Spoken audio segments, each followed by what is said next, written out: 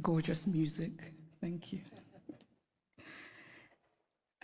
President of the Federal Republic of Germany, Dr. Steinmeier, Mayor of Berlin, Minister for Culture and Media, Dr. Monica Grutas, Director of the Humboldt Forum, Professor Dagalo, ladies and gentlemen, good afternoon, actually good morning-ish, it's almost afternoon. Thank you for having me here. When I was researching my second novel, Half of a Yellow Sun, which is set during the Nigerian-Biafran War that started in 1967, a woman told me a story about her elderly father. It was early in the war, and they were in their Biafran hometown, feeling relatively safe because the war seemed far away. Then suddenly they heard the loud, terrifying sounds of bombing very close to them, and they knew that they had only minutes to leave their home and run into the interior for safety before the Nigerian soldiers arrived. The elderly father was a wealthy man, but the only thing he rushed to take with him was his ikenga, a piece of wood, a beautifully carved piece of wood. But it wasn't just a piece of wood. It was also the repository of spiritual meaning. The ikenga represented his chi, his personal spirit, as well as his ancestors, his guardian angels. I was struck by this story. This man, facing the possibility of never seeing his home again, chose the thing that mattered most to him. Of course, he cared about his material possessions, but he believed that those could eventually be replaced, while his ikenga was irreplaceable. There are ikengas in various museums all over the world today, and it is easy to forget as we stare and admire them behind cold and clinical glass barriers that these are objects that are religious, spiritual, sacred. Art lives in history, and history lives in art. Much of what we call African art are also documents that tell stories. Some are literal in their storytelling, like the beautifully ornate Benin stool that was sent to the Oba of Benin by his people when he was exiled by the British, and which he looked at and immediately could deduce from the carvings the state of his British plundered land. Other sculptures and carvings are more metaphorical. They speak to the dignity of a people, to their worldview, to their aspirations. Some of the early Christian missionaries across the African continent were very keen on destroying African art. Carved African deities, which they told the Africans were just magic. I cannot help but wryly wonder what could be more magical than the story of a man who dies and then magically rises again, a man who also manages to magically give his body as bread. And I say this, by the way, as a newly returned Roman Catholic. The point is that belief systems vary, and as long as they feed the spiritual needs of a people, they're valid. We cannot be dismissive of a belief system merely because it is unfamiliar to us, just as we cannot be dismissive of a history because we are uncomfortable with it. So I'd like to tell a small story about a Nigerian woman who's married to a Belgian and has lived in Belgium for many years. She said once that she was shocked that her son, while being taught Belgian history, was taught nothing about Congo. They teach my son in school that he must help the poor Africans, she said, but they don't teach him about what Belgium did in Congo. Now, if her son does not learn that the modern Congo state began 100 years ago as the personal property of a brutal Belgian king who was desperate to get wealthy from ivory and rubber, If her son does not learn that the hands of Congolese people were chopped off with rusty axes for not producing enough resources to meet a task, because we collectively acknowledge that it is so. It is not that Europe has denied its colonial history. That would be too crude. It is instead that Europe has developed a way of telling the story of its colonial history that ultimately seeks to erase that history. The former French Prime Minister, Nicolas Sarkozy, gave a now infamous speech in Senegal in which he said, "I have not come to deny mistakes or crimes. Mistakes were made and crimes committed. But no one can ask of the generations of today to expiate this crime perpetrated by past generations." This is central to the story that Europe tells itself about its colonial history. It is a story that basically says, yes, colonialism happened, but. And whatever comes after the but is the focus of the story. What the focus on the but does is that it absolves. It frees Europe of responsibility, of a significant and traceable connection to the African present, and it allows Europe the glow of charity. But the truth is that the past does not merely tell us what happened yesterday, it also illuminates what happens today. If we acknowledge that present-day Europe is shaped by the Renaissance of 600 years ago, by the Enlightenment of 300 years ago, then surely we cannot say that what happened merely 100 years ago in Africa no longer matters. It matters. We are gathered today in this reconstructed palace, a beautiful place, but also a place that represents Germany's nostalgia for imperial times. When Kaiser William II lived here, German troops were killing children, women, and men in Southwest Africa. This building says that German history matters, even in a romanticized form. The history of Africa and Asia and Latin America must matter as well. We cannot pick and choose which histories and which points of view still matter, because to do this would be an ugly exercise of brute power. And speaking of power, here's a headline I just read in a German publication. The headline says, "Where do Africa's treasures belong?" Now imagine this headline differently. Imagine if it said, "Where do Germany's treasures belong?" It would be a redundant question, because of course, Germany's treasures belong in Germany. But the question would never even be asked, because there would be no circumstance in which it would be, because of power. And so it seems to me that what we are fundamentally grappling with in this space, in all of these questions about the Humboldt Forum, is power. Unequal power, how we navigate unequal power relations. And there's always been, to me, something shabby about unequal power relations. The victory feels colorless, almost unearned. So I spoke of Belgium and its colonial history, but what of Germany and its colonial history? Do school children here learn about Namibia, what was called the German Southwest Africa? Do school children know that 100,000 Herero people were murdered by the Germans? Do they know of the wells that were poisoned? Do they know of the women used as sex slaves and others as slaves in German camps? Do they know of the Nama people killed and of the Maji-Maji revolt in German East Africa? And why should they know? Because to tell only one part of a story is essentially to lie. A story is true only when it is complete.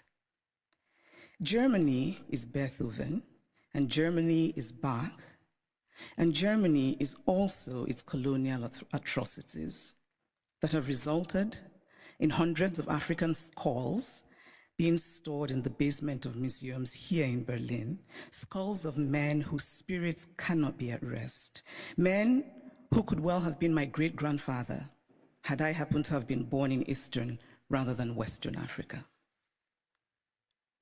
It is only fair to fully own all of the stories of Germany. All countries have parts of their pasts that they're not proud of, that they would rather forget. But it takes courage to face those parts and bring in some light. And this is a time for courage. The courage to hear dissenting voices, such as those of the people who are outside right now protesting. They should be heard and included. They have valid concerns. The courage not merely to say, we take your criticism, but to follow it with action. The courage to say, we were wrong. The courage to say about art acquired illicitly, this is not ours. Tell us what to do with it. The courage to do provenance work and to actively use local knowledge. The courage to act and to act now and not become crippled by endless planning and endless talking. The courage to believe that it can be better. We cannot change the past, but we can change our blindness to the past. And why, by the way, is the term ethnological used for art from certain parts of the world and not art for other parts of the world? And then in discussing some of this art that we term ethnological, and I would argue that the language itself already suggests a hierarchy of value, when we talk about this art that was stolen, we're told that they cannot be returned to Africa, for example, because Africans will not take good care of them. It is not merely condescending to say, I cannot return what I stole from you because you will not take good care of it. It is also lacking in basic logic. Since when has the basis of ownership been taking good care of what is owned? This position is paternalistic arrogance of the most stunning sort. It does not matter whether Africans or Asians or Latin Americans can take care of the art stolen from them. What matters is that it is theirs. The brilliant Nigerian artist Victor Hikameno put it much better than I could, and in very Nigerian terms. He says, if I come and steal your wrapper, and I say I won't give you back your wrapper because you will not tie it properly around your waist, or you will not wash it well, and so the colors will fade, or this or that, all are irrelevant. The wrapper is mine, and I can do with it what I will. Give me back my wrapper because it is mine. The metaphorical wrapper, for those of you who are befuddled by wrapper, it's a piece of cloth, should be returned for the reason that Hikameno illustrates, which is respecting the property of others, but also because Europe has defined itself as a place of certain values: progress, liberty, fraternity, tolerance, individual rights, and most of all, the rule of law. A nation that believes in the rule of law cannot possibly be debating whether to return stolen goods. It just returns them. And so if the dignity of those from whom the art was stolen does not matter, then surely this idea should matter, that Europe should be what it claims to be. Live up to the ideals with which you define yourself.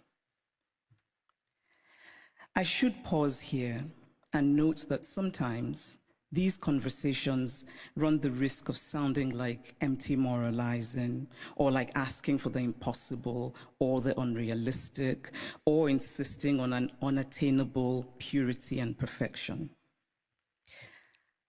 Obviously, I don't think everything should be sent back to the countries from which they came. Not everything was stolen. But those things that are sacred, those things for whom people were killed, those things that have in them the stains of innocent blood, should be returned. Obviously, we do not have all the information. There are facts lost in unrecorded history, but we can draw reasonable conclusions based on information that we do have. We can deduce, for example, that the Ngozi, the beautiful sculpture of the founder and guiding spirit of the Nso people of Cameroon, a former German colony, could not possibly have been obtained under benign circumstances. Because why would you willingly give up your guiding spirit? It is also important to remember that not all wounds are visible. Some wounds we carry in our hearts, inherited from our parents, passed on to our children. But this discourse is, of course, not just about the Humboldt Forum. It is about museums all over Europe, in France, in the Vatican, in Britain. And I must acknowledge that Germany is the first of the powerful European nations that has made a gesture towards returning the Benin bronzes. But it is also interesting that the announcement said that a substantial amount would be returned, which made me wonder how this would be determined and by whom. And it is equally interesting that it is British colonial loot rather than German colonial loot that is being returned by Germany. But still, it is progress. And Germany's action, this gesture towards righting what is wrong, must be acknowledged. My acknowledgement of it is not to say that the work is done, but that the work has started, and that perhaps a place like the British Museum, and I know that Neil is here, which owns the majority of the Benin bronzes, might perhaps be inspired by the German decision, and that hopefully the British Museum will rethink, and that hopefully the British Museum will rethink its policy of retain and explain, which is unacceptable. So this is the Humboldt Forum. A forum usually implies, among other things, a space created for a free exchange of ideas. One can only hope that the Humboldt Forum will live up to its name as a space for true intercultural and transcultural exchange of ideas in mutual respect between the cultures. But this rhetoric, free exchange of ideas, must be practical. And by that, I mean such things as travel visas. It must be easy for people from Africa and Asia and Latin America who should participate in these conversations to get travel visas. The Humboldt Forum was conceived as a place to tell the universal story of the human race from multiple perspectives. This is a commendable idea, but it is incomplete. Because again, we must confront the issue of power. Who tells the story? Who is the teller and who is told about? Who decided that African art should be labeled ethnological? Who has the right to exhibit the other?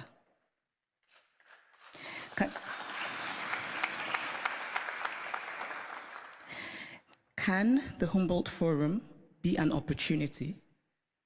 Can it become, among other things, a project of remembering, solemn, honest, mutual, and respectful? In conclusion, I want to say that I believe very much in dialogue. And I really believe that we can recreate the world by acting more courageously. To act with courage is to have concrete hope in a better future. We carve out a small space of the world, we shape and we reshape it, and in that way, small slice by small slice, we walk slowly, yes, but we walk on the path to real progress. Courage and hope are intertwined. Courage is an act of hope, and hope is born of courage. Acts of courage create hope, and there is nothing more essential to the human spirit than hope. So here's to courage. Thank you.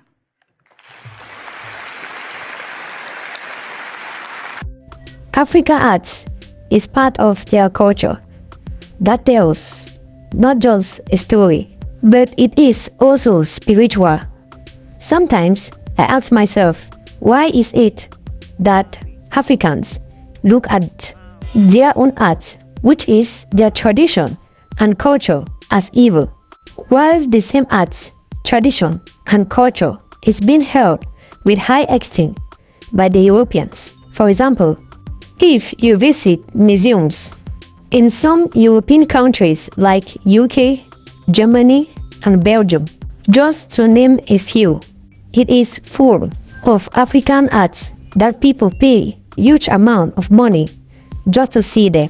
Also, African Cultural Festival is always highly attended by people from outside Africa in order to enjoy our rich cultural heritage and diversity. So, it surprised me to see fellow Africans calling their culture and tradition witchcraft instead of the gift that has been given to us by our ancestors.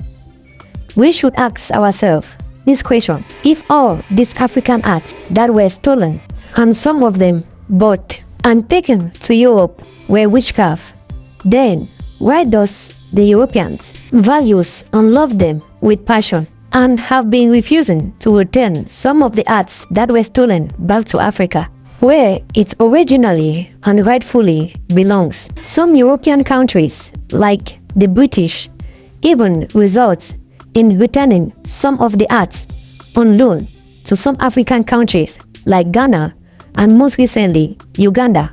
Can you imagine the insult that your own property will be given to you on loan? That is something that you own that was forcefully taken from you and was given back to you on loan.